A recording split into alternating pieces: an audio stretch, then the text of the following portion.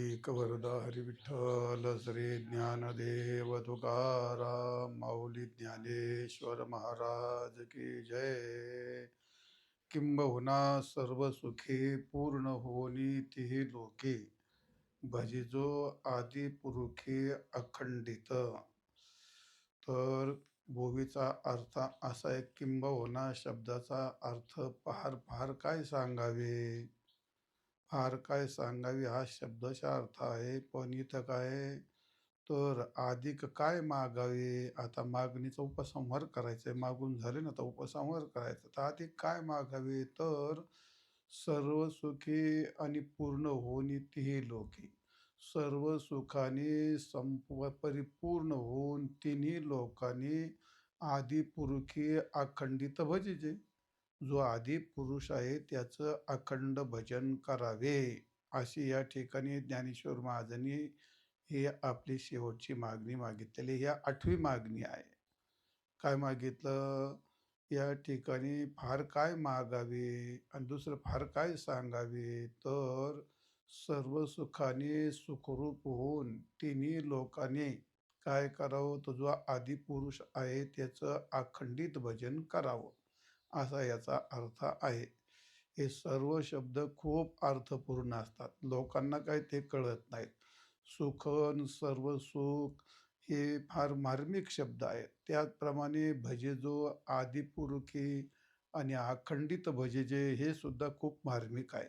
त्याचं आपण आता चिंतन करू. आदिपुरुषाचं भजन करावे म्हणजे काय करावे, तर जे पाठीमागे मागितलेलं आहे. पहिली मागणी काय आहे, जे खळाची व्यंकटे सांडू तया सत्मिरती वाढू, मैत्री परस्पर पडो, दुरितांचे तिमिर जावो, विश्व स्वधर्म सूर्य पाहो, जो जेव्हा असेल ते लावो, ईश्वनिष्ठांची मानद्याळी.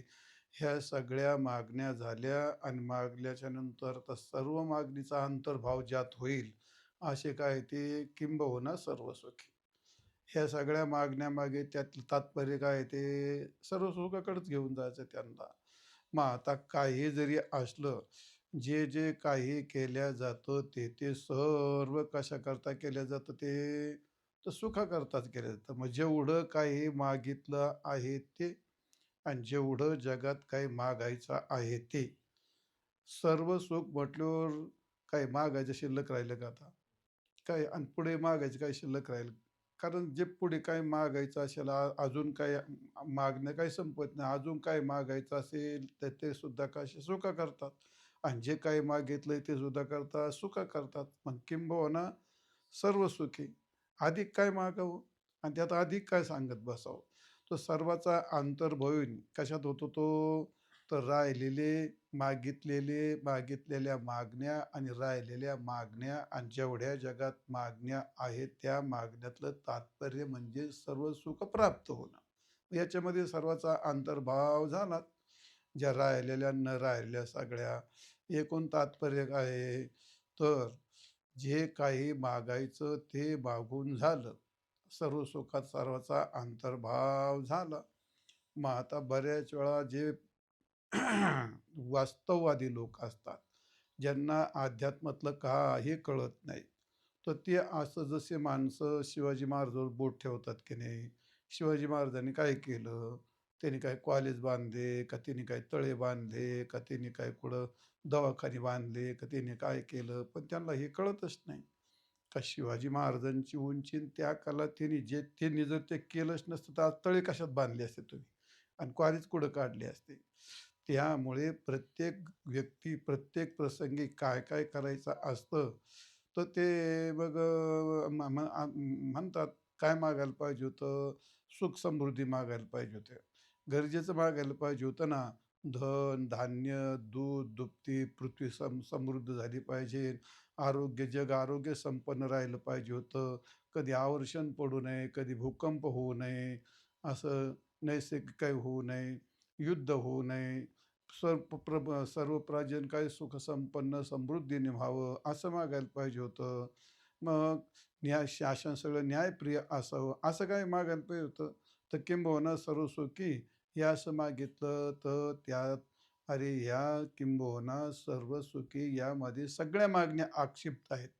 ह्या सगळ्या ज्या मागायच्या सुखाकरताच मागायच्या असतात. असो तो. म्हणजे थोडक्यात जीवांची अपेक्षा आणि मागण्या ह्या कधी संपत नसतात. त्या वारंवारच असतात. असो, पण त्यांना ते कळत नाही. कोणत्याही जीवाच्या ज्या मागण्या असतात त्या सर्व सुखाकरताच असतात.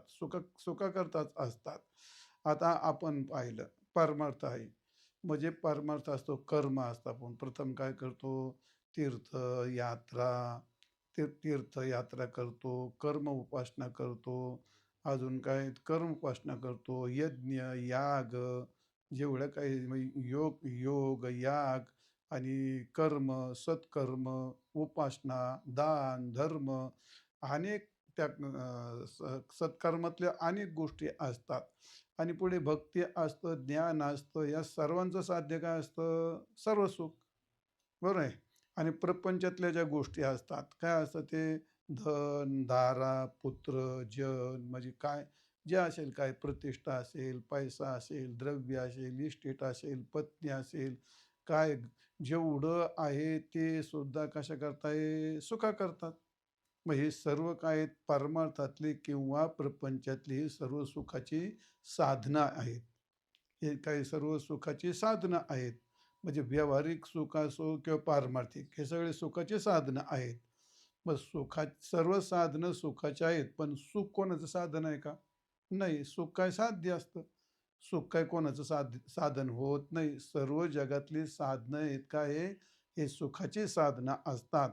आणि म्हणून मग किंबहुना ज्या असं काही झालं तर जे काय करायचं आहे ते सर्व सुखात जर अंतर्भाव होतो तर त्याच्या एकदा मागून टाकलं काय?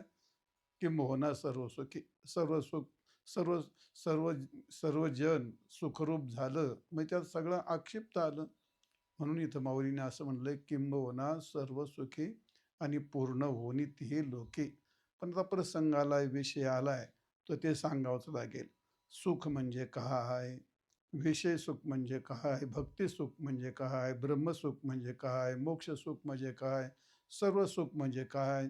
हे सुखाचे तर प्रकार करावेच लागतील सांगायचं म्हटल्यानंतर. म्हणजे सुखाचं लक्षण काय आहे? सुख कशाला म्हणतात? आणि विषय सुख कशाला म्हणतात? मग हे सुखाचे प्रकार येतात. तर ते सुखाची पहिली गोष्ट, सुख म्हणजे काय? तर ते न्यायशास्त्रामध्ये असं म्हणलं, सर्वेषां अनुकूल वेदनियम सुखम. जी जी गोष्ट अनुकूल असते त्यापासून जाणीव होते त्याला सुख असं म्हटल्या जातं. आणि अध्यात्मातलं सर्व सुख आहे ते तुम्हाला नंतर सांगणार आहे ते. तर असं आहे. आणि मग सुख होतं म्हणजे नेमकं काय होतं? आणि दुःख होतं म्हणजे नेमकं काय होतं? सुख होतं म्हणजे नेमकं काय होतं? आणि सुख होतं म्हणजे नेमकं कशाने होतं? तर त्यात पहिली गोष्ट, जन्मातल्या केलेल्या कर्माचा परिपाक तेच असतं सुख.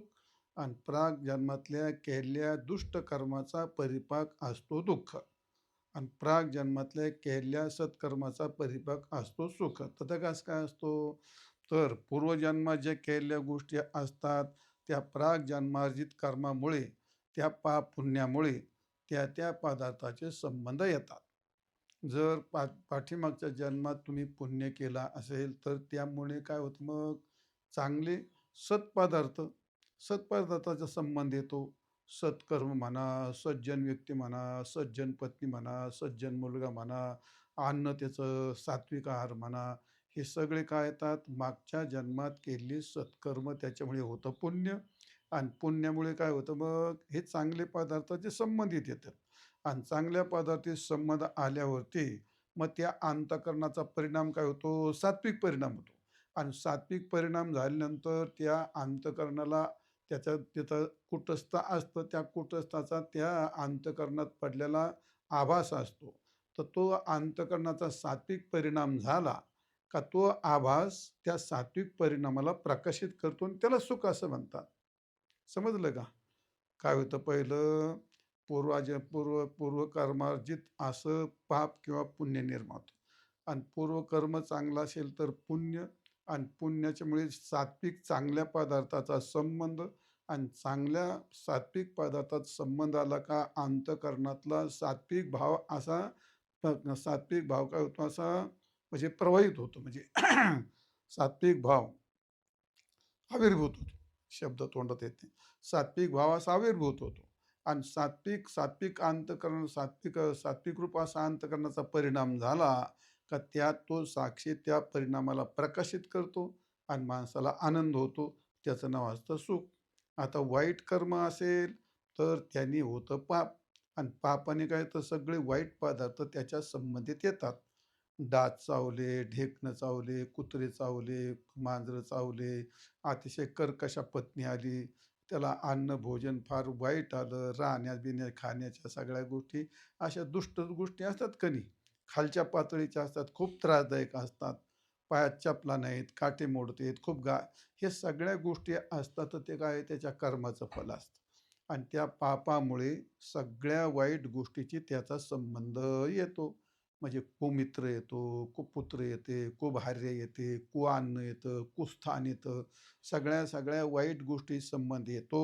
त्यामुळे त्याच्या अंतःकरणाचा परिणाम काय होतो? तमगुणाचा होतो आणि त्या तमगुणाच्या परिणामामध्ये त्या साक्षीचा प्रकाश झाला का त्याचंच नाव असतं दुःख. त्याचंच नाव काय असतं? अंतःकरणाचा परिणाम. सात्विक परिणाम झाला तर त्याची संवेदना, त्याला सुख म्हणतात आणि जर तमोगुण रजोगुणाचा परिणाम झाला तर त्याला दुःख म्हणतात आणि त्या सुख-दुःखाचं प्रकाशन करणं कोण असतं? ते साक्षी प्रकाशन करतो. तर ते अंतःकरणाचे परिणाम कशामुळे होतात? तर पदार्थाच्या संबंधामुळे आणि ते पदार्थ संबंधित काय येतात? तर पाप-पुण्यामुळे आणि पाप-पुण्य का होतं? तर का पाठीमागच्या कर्मामुळे. असं असं काय तिची संगती असते आणि म्हणून सर्वेषां अनुकूल वेदनियम सुखम आणि सर्वेषां प्रतिकूल वेदनियम दुःखम. जी प्रतिकूल वेदना असते त्याला दुःख म्हणतात आणि अनुकूल वेदना असते त्याला सुख असं म्हणतात. तर असं तुम्हाला काय सांगितलं? हे सुखाची व्याख्या सांगितली. सुख आणि सुखात मग आता सुख असतं तर ते काय असतं? एक त्याला काय म्हणतो आपण? विषय सुख आणि म्हणजे सांसारिक सुख आणि पारमार्थिक सुख. तर सांसारिक सुखामध्ये काय असतात? तर त्याला भोग विषय सुख म्हणतात. तर विषय सुख म्हणजे ऐहिक विषय सुख आणि पारलौकिक विषय सुख. तर ऐहिक विषय सुखामध्ये 2 प्रकार असतात. कोणते? तर ऐहिक विषया सुखामध्ये म्हणजे विहित विहित भोगापासून झालेलं जे सुख ते ऐहिकच असतं ते आणि त्यात ऐहिक विषयामध्ये म्हणजे त्याला निषिद्ध भोगापासून झालेलं सुख, ते सुखच असतं ते. म्हणजे ऐहिक भोगामध्ये सुद्धा विहित आणि पहिली गोष्ट काय केली? सुखाचे 2 प्रकार केले. काय केले? विषय म्हणजे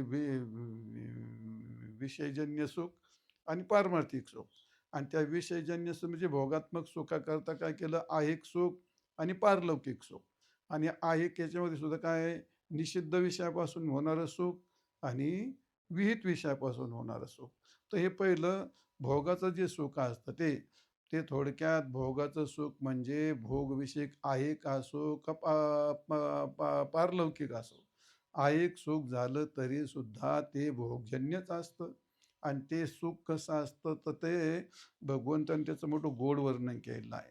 भगवान सांगतात त्या बाबतीमध्ये जे सुख असतं ते काय असतं? ते ही संसर्जा भोगा दुःख येऊ नये व ते आणि अवजा आद्यंतवंत कौंतेय न न न न ते शुरमते बुधा. काय झालं ते? हे ही संस्पर्शजा भोगा. संस्पर्श म्हणजे सुख म्हणजे इंद्रिय आणि विषयाचा संबंध. ते काय दुःख येऊ नये हा, ते दुःखाला जन्माला घालतात. कारण का? आद्यंतवंत हे कौंतेय, त्याला आदी आणि अंत असल्यामुळे जे बुद्धिमान आहे ते तेथे रमत नाहीत. विषयेंद्रियाच्या संयोगाने जे भोग असतात ते शेवटी दुःख देतात. दुसऱ्या अध्यायामध्ये भगवान म्हटलं मात्रा स्पर्शस्तु कौंतेय शीतोष्ण सुख दुःखदा हा आगमापायिनो नित्यास्ताहु तितिक्षस्व भारत. अर्जुना ते तू सहन कर. मात्रा याचा अर्थ काय असतो? मात्रा म्हणजे इंद्रिय आणि स्पर्श याचा अर्थ काय असतो? स्पर्श म्हणजे विषय. मात्रा स्पर्श असतो कौंतेय. मात्रा म्हणजे इंद्रिय, स्पर्श म्हणजे विषय. दोघाचा मात्रा स्पर्श असतो. कौंतेय काय ते या ठिकाणी असं ते मात्रा आणि स्पर्श, थोडक्यात विषय आणि इंद्रिय यांचा जो संयोग असतो आणि त्यापासून जे सुख निर्माण होत असतं ते, तर ते काय आहे, सुख दुःख दहा. ते कधी सुख देतं तर कधी दुःख देतं. अनुकूल विषय जर झाला तर सुख देतं आणि प्रतिकूल विषय झाला, मग प्रतिकूल विषय झाला तरी इंद्रिय विषयाचा संबंध असतो. अनुकूल आणि सुख झालं तर ते विषय इंद्रियाचाच संबंध असतो. मग जेव्हा तुम्हाला प्रतिकूल असतं त्याला तुम्ही दुःख म्हणता आणि अनुकूल असतं तेव्हा तुम्ही त्याला सुख म्हणता. वास्तविक पाहता इंद्रिय तेच असतात आणि विषय सुद्धा तेच असतात आणि संबंध सुद्धा तोच असतो.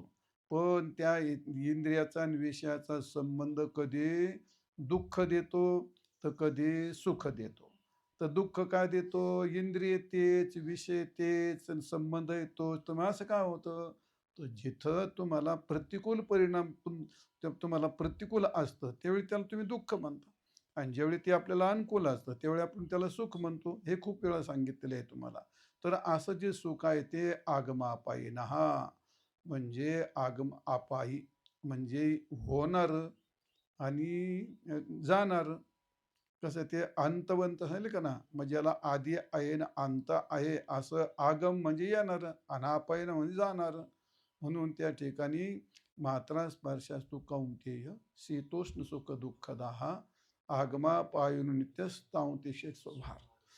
तर हे आगम अपायी आहे, अंतवंत असतात आणि म्हणून असे जे असतात तर ते इंद्रिय विषयापासून होणारे जे भोग असतात ते दुःख आणि सुख दोन्ही देत असतात. कारण का ते क्षणिक असतं ते आणि त्यामुळे विषयजन्य जे सुख असतं, ऐहिक सुख असलं तर ते विषयजन्यच असतं आणि विषयजन्य सुख जे असतं मग विहित, त्याला विहित काय म्हणतात? शास्त्राने ज्याचं ज्याचं वर्णन केलंय, विधीने सेवन ते विषय त्यागाते समान. मग ते काय करतं? माणसाला सुख देतं आणि निषिद्ध जे असतं, मग आता स्वस्त्री असते आणि त्याला दुसरं काय म्हणतो परस्त्री असते, कष्टाचं धन असतं, चोरीचं चोरीचं धन काय हे निषिद्ध. मग चोरीचं धन घेतलं आणि हॉटेलमध्ये जेवायला गेला मग त्याला काय वकारे होतात काय? आणि त्याच्या कष्टाचे पैसे घेऊन जेवायला गेला त्याला काय वकारे होतात? दोन्ही. पैसा तर दोन्ही असतो, पैसे दोन्ही असतात, स्त्रिया दोन्ही पण असतात. मग आता काय दारू पितो आणि एक दूध पितो. इंद्रिय तर तेच आहेत आणि विषय तर विषयच असतात.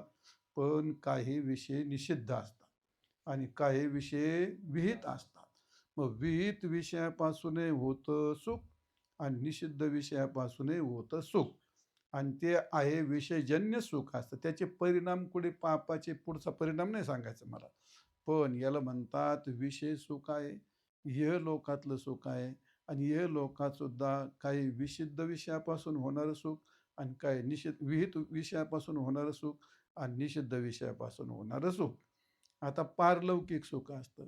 तर पारलौकिक सुख असतं त्याच्यामध्ये सुद्धा काय असतं? त्यात सुद्धा एक विहित असतं आणि त्यात पण एक काय निषिद्ध असतं.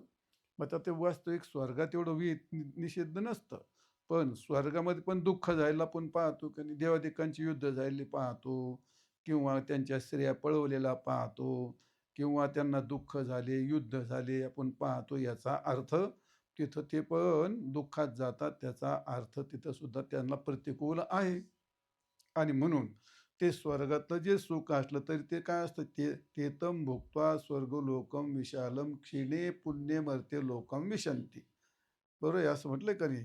मग तुका म्हणे जातीन पुण्यक्षया अधोगती. मग ते सुद्धा काय विषयाचाच भोग आहे. तर काय ज्ञानेश्वर महाराजांनी खाली म्हटलंय, जैसा वेश्या भोगे कवडा वेचे मग दार हे चेपुणे मग तया पुण्याची पाऊटी सरे सवेची इंद्रपणाची उठी उतरे मग येऊ लागती माघरे मृत्यू लोका. नाही का? जैसा वेश्या भोगे कवडा वेचे मग दार हे चेपुणे तयाचे तैसे लाजीरवाणी दीक्षितांचे काय सांगू, असं वर्णन केलंय. म्हणजे थोडक्यामध्ये स्वर्गात असले तरी ते विषयच असतात. मग स्वर्गातले विषय भोगायला सुद्धा इंद्रियच असतात आणि ते सुद्धा विषयच असतात आणि ते सुद्धा विषयजन्य सुख, ते मग ते सुख आद्यंतवंतच असतं. त्याला आरंभ असतो आणि त्याला अंत असतो आणि ते आगम असतं ते आगमपाय असतं आणि ते सुख आणि दुःख दोन्ही देणारं असतं. तर असं काय सांगितलं तुम्हाला, हे विषय भोगातलं सुख असतं. म्हणून काय त्याला काय म्हणतात, विषय सुख नाशिवंत, सेविता तिमिर कोंदले. तर असं ते विषय सुख नाशिवंत असतं. मग विषय भोगले आणि त्याला कधी आनंद झाला असं कधी होत नाही. विषय भोगीचे जे सुख ते साध्यंतीच जाण दुःख. ते विषय भोगत असताना ते सुख नसतं, ते दुःखच असतं. पण तो असो भाग. फक्त इथं काय सांगायचंय आपल्याला, त्याचे सुखाचे प्रकार सांगायचे, त्याचे परिणाम नाही सांगत बा कसे. तर सुख आणि सुखातले दोन प्रकार, ऐहिक सुख, पारलौकिक सुख. ऐहिक सुखामध्ये निषिद्ध विषयापासून सुख, विहित विषयापासून सुख.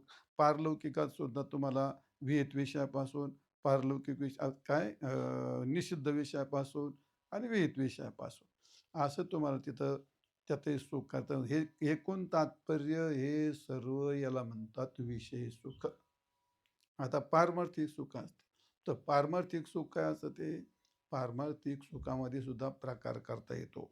तर एक असतं भक्ती सुख आणि एक असतं ब्रह्मसुख. तर भक्ती सुखामध्ये भक्ती काय एक प्रकारची असते का, भक्ती साधन भक्ती असते, साध्य भक्ती असते. भक्तीचे 9 प्रकार सांगितलेले असतात. मग त्यापासून होणारं सुख असतं ते सुद्धा कसं भगवंताचंच असतं. पण ते सुख अविनाशी सुख असतं परमात्म्याचं. विटे ऐसे सुख नोहे भक्ती रस, आणि पुढता पुढती आस शेवावी हे. ज्याला वीट नसतो असं ते भक्तिसुख असतं. पण तरी त्याला सर्व सुख म्हणत नाहीत. कारण त्या सुखात मग 2 प्रकार, काही भक्तिसुख जरी असलं आणि पुढचं मोक्षसुख असलं, तर ते मोक्षसुख त्याच्यात 2 प्रकार असतात. एक सवृत्तिक असतं आणि एक निर्वृत्तिक असतं. आणि जे निर्वृत्तिक असतं त्याला सर्व सुख म्हणत असतं. जे सवृत्तिक असतं ते त्याला कालमर्यादा येते, देशमर्यादा, कालमर्यादा, व्यक्तिमर्यादा येते, प्रसंग मर्यादा येत असते. आणि म्हणून त्याला म्हणतात हे भक्तिसुख आणि मोक्षसुख असतं. तर मग जे मोक्षसुख असतं त्यालाच काय म्हणतात, ब्रह्मसुख असं पण म्हणत असतात.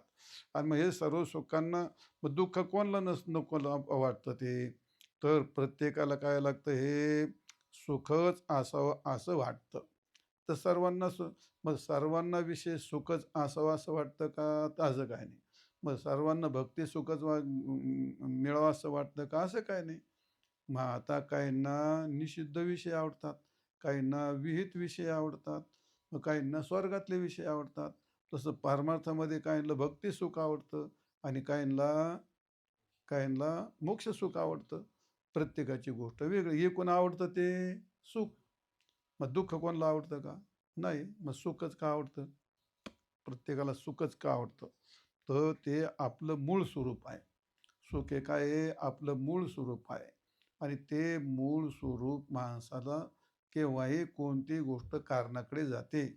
तैसा हृदयामध्ये मी रामू आणि आस्था सर्व सुखाचा आरामू, की भ्रांताशी कामू विषयावरी. मग सर्व सुखाचा आराम कोण येत आहे? हृदयामध्ये मी रामू, नाचता सर्व सुखाचा आरामू. आणि आत्मा हा कसा आहे? सुखरूप आहे. आत्मा हा कसा आहे? सुखरूप आहे. आणि म्हणून आत्मा तर प्रत्येकाला असतो. आणि आत्मा प्रत्येकाला असल्यामुळे, आत्मा सुखरूप असल्यामुळे त्या आपल्या स्वरूपाची आवड असणं हे स्वाभाविक आहे. कारण का पंचदशीमध्ये असं म्हटलंय, ये महात्मा परानंद परप्रेमास्पद यत मानभुवं भूयासम इति प्रेमात्मनी क्षते, असं वर्णन केलं. यम आत्मा परानंदा. यम म्हणजे हा आत्मा परमानंद रूप आहे आणि म्हणून तो परमप्रेमास्पद आहे. आत्मा परमप्रेमास्पद काय आहे? प्रत्येकाला सुख आवडतं आणि सुख हे आत्म्याचं स्वरूप आहे. आणि म्हणून तो काय, आत्माच परमप्रेमास्पद आहे. मान भूयं भूयासम इति प्रेमात्मनी इक्षते, येन केन प्रकारे मान भुवं भूयासम. मी असावं, मी असावं असंच वाटतं, कारण तो त्याचा आत्मा आहे. त्याचं अस्तित्व असावं त्याचाच प्रयत्न असा असतो, कुठेही असू द्या ते. मग पुढे एखाद्या स्टेजवर असू द्या, कार्यक्रमात असू द्या, खाण्यात असू द्या, बसण्यात असू द्या, मानभुवम, मी असावं. कारण माझा आत्मा हा सुखरूप आहे. आणि म्हणून आत्मा परमानंद रूप आहे आणि तो परमप्रेमास्पद आहे. तो सर्वांचा प्रिय विषय आहे. या परमानंद रूपा नभोती नासो परमप्रेमास्पदम आपी. तर या ठिकाणी असं अनुमान जर मांडलं, काय मांडलं असं? आत्मा परमानंद रूप हा परमप्रेमास्पद परमप्रेमस परमप्रेमास्पदत्वात. आत्मा हा परमप्रेम आहे, परमप्रेमाचा विषय आहे. कारण का तो आनंद रूप आहे. पण या परमानंद रूप हा न भोवती, जो परमानंद रूप नसतो त्याबद्दल माणसाचं परमप्रेमास्पदही ती वस्तू असत नाही. उदाहरणार्थ घट. घट आपला आत्मा आहे का? नाही. मग घट आत्मा नसल्यामुळे तो परमानंद रूप आहे का? नाही. घट हा परमानंद रूप ठरत नाही आणि म्हणून तो आपल्या प्रेमाचा विषयही होत नाही. आपला आत्मा परमानंद रूप असतो आणि म्हणूनच तो आपल्या परमप्रेमाचा विषय होतो. आणि परमप्रेमाचा विषय होतो म्हणजे याचा अर्थ आत्मा सुखरूप आहे आणि म्हणून आपल्याला प्रत्येकाला आत्मा सुखच हवं आहे असं वाटतं. तर असं जे सुख आहे ते तुम्हाला विषय सुख असतं सांगितलं. वास्तविक विषयात सुख नाही. विषय हे दुःखरूपच असतात. पण तो या ठिकाणी तो विषय महत्त्वाचा नसल्यामुळे आपण त्याचा विचार नंतर करणार आहोत. तात्पर्य काय सांगायचं आहे? तर एकूण विषय सुख या पद्धतीचं असतं आणि भक्तिसुख पण असतं. आता सुख असतं, सुखाचे प्रकार जर केले तर त्या विषय भोगामध्ये काय काय होतं ते ते नाही सांगायचं आता. तर तात्पर्य धर्मार्थ काम मोक्षानाम यस्य कोपी न विद्यते असं म्हटलंय. मग धर्मसुख असतं, कर्मसुख असतं. धर्मसुख असतं, कर्मसुख असतं, अर्थसुख. धर्मसुख असतं, अर्थसुख असतं, कामसुख असतं आणि मोक्षसुख असतं. धर्म असतं चार चार पुरुषार्थ म्हणतो ना आपण त्याला. धर्मार्थ काम मोक्षानाम यस्य एकोपी न विद्यते. पहिला असतो धर्म आणि दुसरा असतो अर्थ, तिसरा असतो काम आणि चौथा असतो मोक्ष. म्हणजे धर्मसुख माणसाला हवं आहे, अर्थसुख माणसाला हवं आहे आणि त्याचप्रमाणे कामसुख हवं आहे आणि मोक्षसुखही हवं आहे.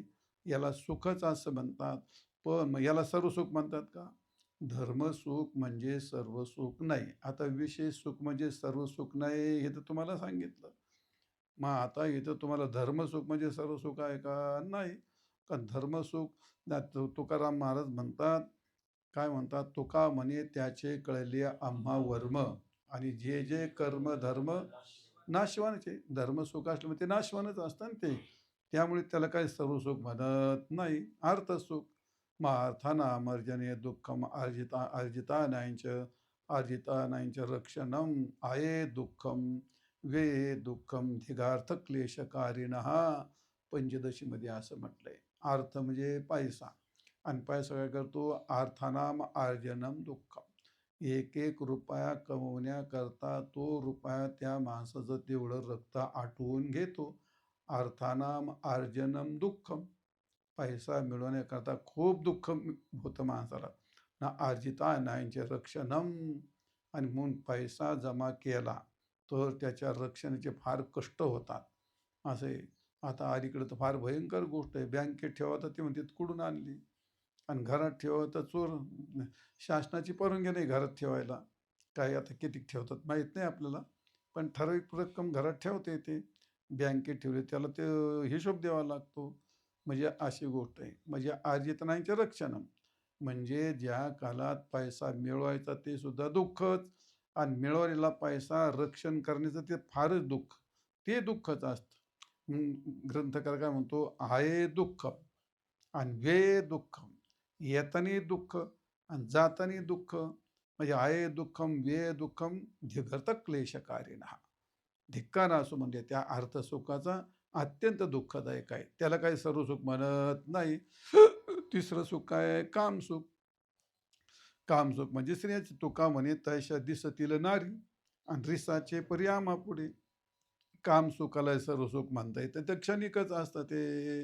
आणि मग चौथं मोक्षसुख. मोक्षसुख सुद्धा त्याला सर्व सुख. तुकाराम महाराज म्हणतात महाराज काय मोक्ष तुमचा देवा आणि दुर्लभ तो ठेवा. मला नको तुमचा मोक्ष. मग काय ते म्हणी भक्तीची आवडीन देवा व्हावी ऐशी जोडी. भक्तीची गोष्ट आहे ती. मग मोक्ष पद तुच्छ केली या कारणे आणि आम्हा जन्म घेणे योगायोगी. तर तर या ठिकाणी भक्तीचं सुख श्रेष्ठ मानलेलं आहे. तर ते का? तर तो एक भाग वेगळा आहे. थोडक्यामध्ये मोक्ष सुख, भक्ती सुख फार वेगळं नसतं, पण त्याला सर्व सुख असं म्हणतात. तर सर्व सुख म्हणजे नेमकं काय? तर ज्ञानेश्वर सर्व सुखा 9व्यात असं म्हटलंय, तरी अवधान एकले दिजे, मग सर्व सुखाशी पात्र होईजे. हे प्रतिज्ञोत्तर माझे उघड आहे का. मग अवधान एकले दिजे अर्थ, जर तुम्ही एकाग्र वृत्तीने श्रवण केलं तर तुम्ही सर्व सुखाला प्राप्त व्हाल. म्हणजे याचा अर्थ श्रवणाने जे मिळतं ते आत्मसुख, त्याला म्हणतात सर्व सुख. असं जे सर्व सुख असतं ते, किंवा ज्ञानेश्वर महाराजांच्या भाषेत जर तुम्हाला सांगायचं ठरलं, तर किंबहुना सोय ते जीवात्म्याचे लाहेन ते तर जे होय ताया नाम सुख. जीव परमात्म्याचा आभेद, जीव ब्रह्मैक्य ज्ञान आणि त्यांनी होणारं जे आत्म्याचं सुख असतं त्यालाच म्हणतात सर्व सुख. आणि असं सर्व सुख सगळ्या लोकांना प्राप्त हो असं ज्ञानेश्वर महाराज म्हणतात. तर ते असं सर्व सुख भगवंताला काय म्हटलेलं आहे? सर्व म्हटलेलं आहे.